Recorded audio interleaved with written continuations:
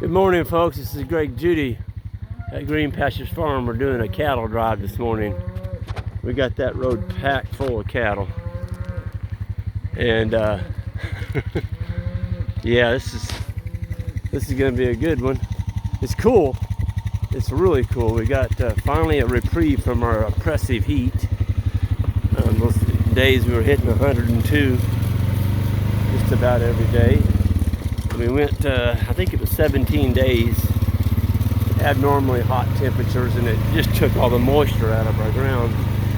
But then the good Lord decided to give it back to us, and we got 2 rains in the last 2 days. It was dry enough our yard is starting to turn brown, so we were looking at, you know, not much regrowth at all. Only the clover was growing back. And we got 4.5 inches of rain on Saturday night. And then last night, of all things, it started thundering and rolling and rumbling in the background. And woo! Woke up this morning, we had another 2.5 inches. So we've had 7 inches of rain in 2 days, which is just unbelievable for this late in July. I'm sorry, I am jumping ahead, June. And we are so thankful that we received that blessing of moisture. So yeah, it's 30 degrees cooler out here. Of all things, I came out this morning and I didn't have a t-shirt on, just a thin shirt, and it was chilly enough I went back and put on a long sleeve shirt, and it felt pretty good. I knew I was going to be on this four-wheeler zipping up and down this road this morning, and it's I'd say 65 68 degrees, and we were 100 just on Saturday, so it was in the 90s. Friday was the last day it hit 100. The humidity was just brutal. And that's one thing about Missouri, we do have our share of humidity. Nothing like Alabama humidity or Florida. You guys along the coast, I commend you. I've witnessed some of your all's humidity, and man, that's humidity. You can almost drink the air down there. But we have Missouri humidity, and it was enough. I'll just leave it at that. Got Jan up there blocking. She's our blocker in front of us, so we don't have to worry about anybody coming into us. We'll be done with this cattle drive in about 15 minutes. It looks like it's going along really well. See how tight we got them packed back there? I called them up to the gate, got them all pretty close. There was a few stragglers back there, but Ben and Isaac and Connor, they're back there. And then I got my brother-in-law. He's in a mule, and he's got a crate, a calf crate, in case a little guy decides he just wants to lay down. We can put him in the crate. And then I've got my sisters, Monica and Lynette. They're at the very back with Lynette's daughter, Meredith. Lynette and Meredith are visiting us from Virginia. They live at Dillwyn, Virginia. And my brother-in-law, Monica and John, they're the ones that come and stay the summer here in their travel home. Well, it's really nice to have them, because they can always tie up the back of the herd with that mule. You know, if the boys need to put something in there, it's just right there, and it leaves all 3 boys. You know, their hands are free to sort, you know, just to put pressure on those baby calves. That's what gives you the fits. We've got, well, there's close to 400 head behind me, counting the babies. And so it takes some coordination and some manpower to keep those babies caught up, because it can really be a wreck. The babies fall behind because they're not quite as fast walkers. Next thing you know, you got 50 of them running right at you, going back to where they last saw mommy. That may be a mile back down the road.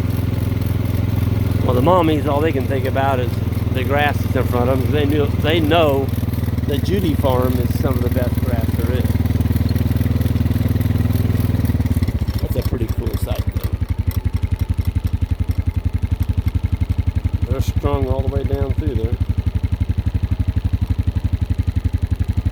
But we were kind of wondering about this weather, you know, with being at night it was silly. I went out at like, 10 o'clock at night, and it was still like 85, felt like 90 degrees outside at 9 o'clock, 10 o'clock at night. It wasn't cooling down. And so it doesn't cool down at night. It makes it a little tough to do a cattle drive in the morning because you still got a oppressive heat.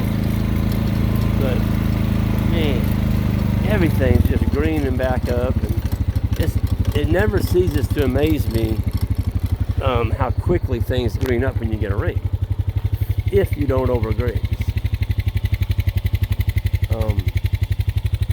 The neighbor here cut hay, and I was beginning to think that he'd done a bad thing there because that wasn't going to grow back. We hadn't had any rain, but now it saved him. I mean, that's going to grow back pretty nice. He'll have some grazing there.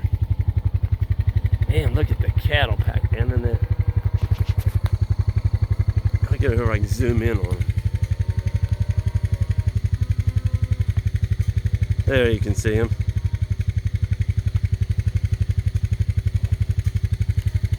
Woo!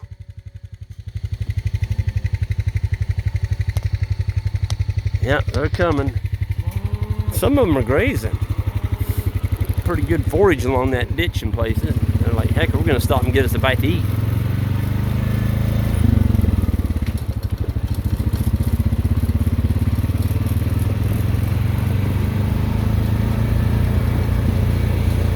What a beautiful morning, man. So we're bringing them back to the Judy farm, and we're going to be there probably around 3 weeks, maybe a little bit longer. Depends how much we tighten them up. And then we're going to marry the bulls, the bull mob. We're going to haul all the bulls into the cows July 1st, and that's going to happen up here on. Let's see, where was it going to? We got it written down. It's up here at the far end of the Judy farm. So we're going to haul, what we've got left. There's some customers coming to get some of those bulls, but there's going to be a bunch of them that we're going to put in the cow herd. I think there's going to be around 55 to 60, something like that. A lot of those are yearling bulls, but boy, they're really filling out nice. It's just crazy how much weight they put on in the last 60 to 90 days of good grass, and they're really on some good grass over there. But we kept the bulls separate. We do that. We take them out in March out of the cow herd, and we put them back in July. That keeps us out of December, January, February, March calving. I want to give a little bit of, for those of you all just getting into cattle and you don't have you just don't have the experience of what it takes, in calving season and such.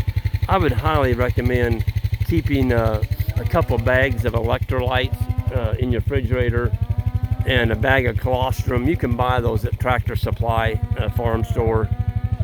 I had a young man call me last night, and he had a calf that was lethargic and wasn't moving around too much, and he didn't have much, so I told him just put some Gatorade. It's an electrolyte. That's all he had. I mean, all the stores were closed, and he put some Gatorade and some milk replacer, and the calf got up. He didn't have esophagus feeder. He kind of got it down the throat just by using a bottle. But esophagus feeders, they're pretty handy, but learn how to use one. Don't do it until you learn how to use it. I may do a YouTube on that, because esophagus feeders are very dangerous.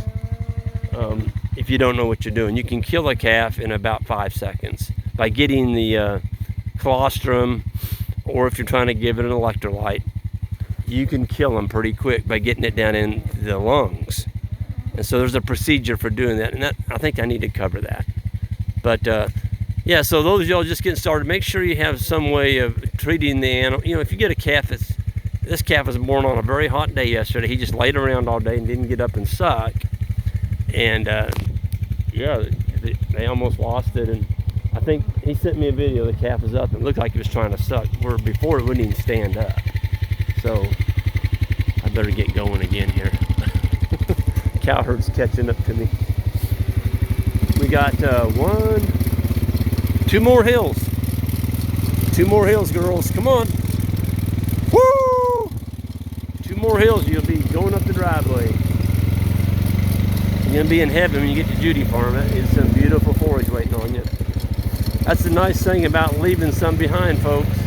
If you don't get a rain, you're gonna grow some forage back.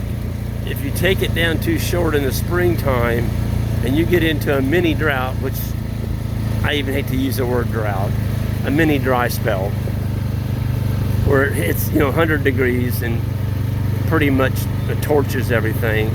It almost killed Jan's daylilies.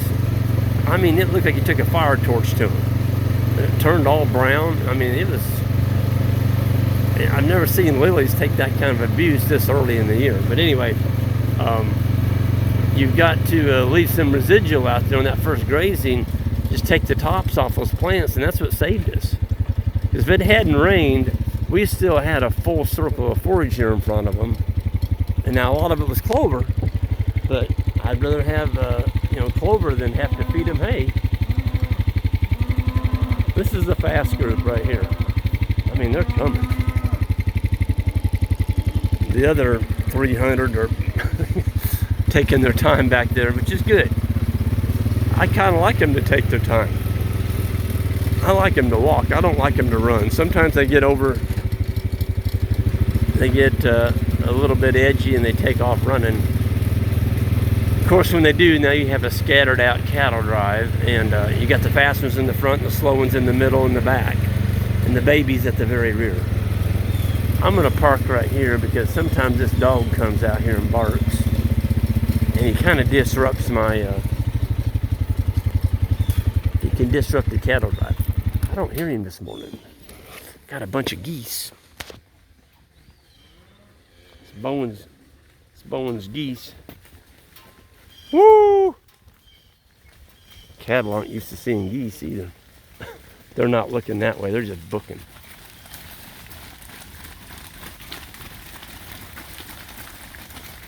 Well, there's a nice looking steer. Boy, look how slick he is. He's gonna get him a drink. Like, you got some water for us, we'll get us a drink. Well, that little cow there's booking. I'm gonna get on the other side of this wire where they don't see me. That way they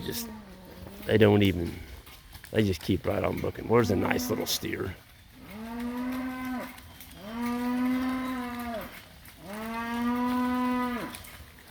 There's another beautiful steer.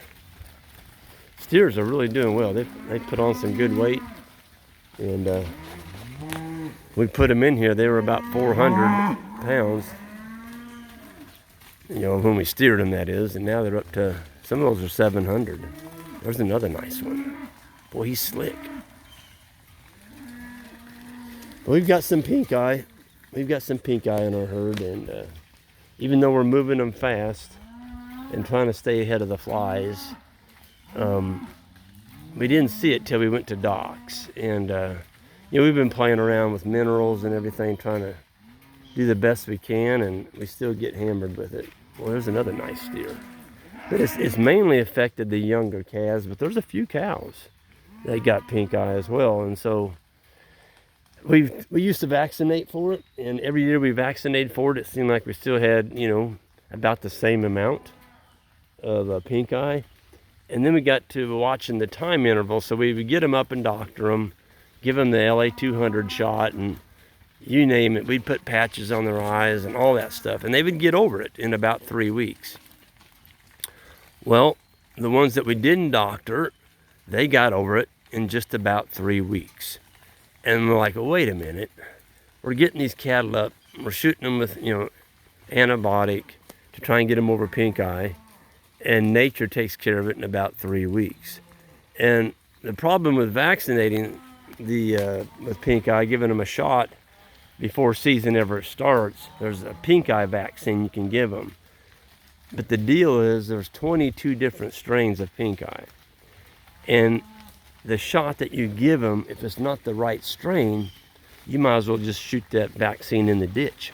It's not going to do you any good. Look at that. Those cows are sniffing Bowen's water here. It probably doesn't smell very good because these geese have probably taken some poops around here. And that water may have some goose smell to it. So we're letting nature take care of the pink eye. I don't like it. I just don't like pink eye. Nobody does. But it seems like here we always get it around June. And I've been talking to other cattle producers. They've got it. It's just one of those deals. There's one of the cows we're going to sell. She actually sold. We sold all those cows. That's that horned cow with her beautiful bull calf. Golly, he's a beaut. That's old 14's mom from last year. But I posted those cattle on, I think it was Friday. Sold them all. They're already sold. All the cow-calf pairs and the opens were sold in basically about 36 hours. 2 days, something like that. Well, there's a nice little pair. That's a black cow. She's half South Pole. And that calf behind her, he would be 3/4 South Pole.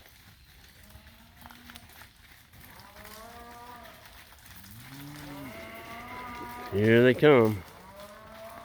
That one heifer there had pink eye in her right eye, and she's still getting along good. When you get it in both eyes, that's when you have a little issue. If they can't see, they can feel other cattle in front of them. But sometimes we'll just put them up in our weaning lot. We have a 5-acre lot, and just leave them there. And in about 2 or 3 weeks, they're over it, and you don't have to worry with them trying to keep up. So, yep. There's a cow. She's gathering up her baby. Letting out a holler. Cows are so personable. They just, they really do communicate with each other with all the bawling. And of course, they're trying to find their calves this morning. Anytime you stretch them out like this, you're going to have some bawling. But with that, I'm going to go ahead and sign off of here. There's going to be a whole bunch of babies coming here in a minute. And I'm going to move this four-wheeler.